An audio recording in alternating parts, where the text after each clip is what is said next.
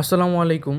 বাংলার লোকসংস্কৃতির অন্যতম একটি ঐতিহ্যবাহী খেলা নৌকাবাইচ।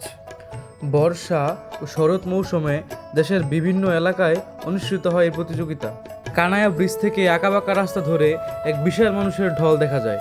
শত বছরের পুরনো এই খেলাকে ঘিরে নদীর পাড়ে তৈরি হয় উৎসব মুখর পরিবেশ।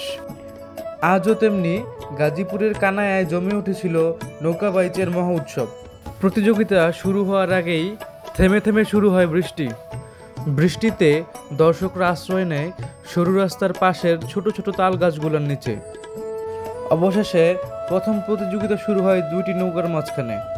দীর্ঘ সরু নৌকা জুড়ে সমতলে দাঁড় টানছে মাঝিরা। অবশেষে ফিনিশিং লাইনে পৌঁছায় বিজয়ী নৌকা।